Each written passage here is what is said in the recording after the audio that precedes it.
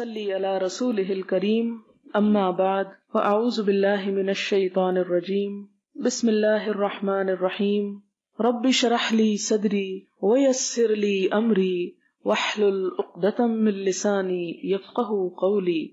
باب صلاۃ القاعد، بیٹھ کے پڑھنے والے کی نماز، یعنی اگر کوئی شخص نماز بیٹھ کے پڑھتا ہے تو اس کا کیا حکم ہے۔ حدثنا قتیبۃ بن سعید عن مالک بن عروہ عن ابیہ عن عائشہ رضی اللہ عنہا انہا قالت صلی رسول اللہ صلی اللہ علیہ وسلم فی بیتہ، کہ نبی صلی اللہ علیہ وسلم نے اپنے گھر میں نماز پڑھی۔ وہو شاکن، اور آپ بیمار تھے، یعنی آپ کو شکایت تھی۔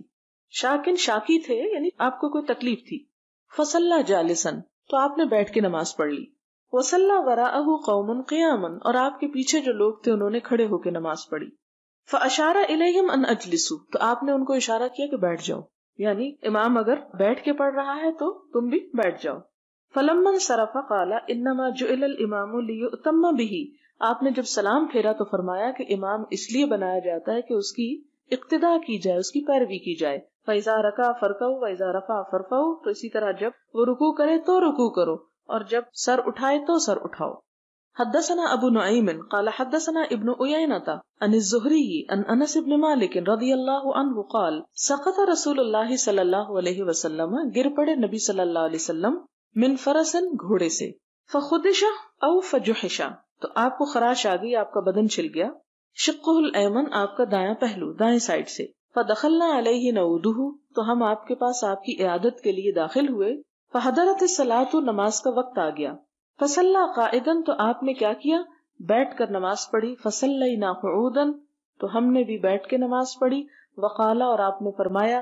انما جعل الامام لیؤتم بہ، کہ امام اس لیے بنایا گیا ہے کہ اس کی اقتداء کی جائے۔ فاذا کبر فکبروا، جب امام تکبیر کہے تو تم تکبیر کہو، یہ نہیں کہ ابھی نماز امام نے شروع ہی نہیں کی اور تم پہلے سے اللہ اکبر کہہ لو۔ واذا رکع فرکعوا، جب وہ رکوع کو جائے تو رکوع کو جاؤ۔ واذا رفع فارفعوا، اور جب وہ رکوع سے سر اٹھائے تو سر اٹھاؤ۔ واذا قال سمع اللہ لمن حمدہ، اور جب وہ سمع اللہ لمن حمدہ کہہ چکے، فقولوا اللہم ربنا ولک الحمد، تو اس کے بعد تم ربنا ولک الحمد پڑھو۔ اور یہ پیچھے گزر چکا ہے کہ ربنا لک الحمد یا ولک الحمد یا اللہم ربنا ولک الحمد، یعنی مختلف الفاظ ہیں اور سارے ہی آپ سے ثابت ہیں، تو کوئی بھی آپ پڑھ لیں تو اس میں حرج نہیں، اس میں جھگڑنے کی بات نہیں۔ مثلاً اگر آپ کے پاس 3 سوٹ ہوں اور ان میں سے کوئی ایک پہن لے تو اس کا یہ مطلب نہیں کہ آپ دوسرے 2 ناپسند کر رہے ہیں، جبکہ تینوں آپ ہی کے ہوں، کسی اور کے نہ ہوں۔ حدثنا اسحاق بن منصور قال اخبرنا روح بن عبادہ قال اخبرنا حسین عن عبد اللہ بن بریدہ عن عمران بن حسین رضی اللہ عنہ انہ سأل نبی اللہ صلی اللہ علیہ وسلم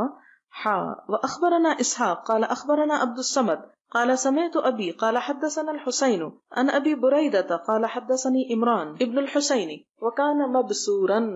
عمران بن حسین جو تھے ان کو بواسیر کی، پائلز کی بیماری تھی۔ قال سألت رسول اللہ صلی اللہ علیہ وسلم، کہتے ہیں کہ میں نے نبی صلی اللہ علیہ وسلم سے پوچھا، ان صلاۃ الرجل قائدا، کہ انسان بیٹھ کے نماز پڑھ لے تو کیسا ہے، یعنی انہیں کھڑے ہونے میں شاید کوئی تکلیف ہو تو انہوں نے بیٹھ کے پڑھنے کے بارے میں پوچھا۔ فقال، تو آپ نے فرمایا، ان صلی قائما فہو افضل، اگر وہ کھڑے ہو کے نماز پڑھے وہ افضل ہے، ومن صلی قائدا،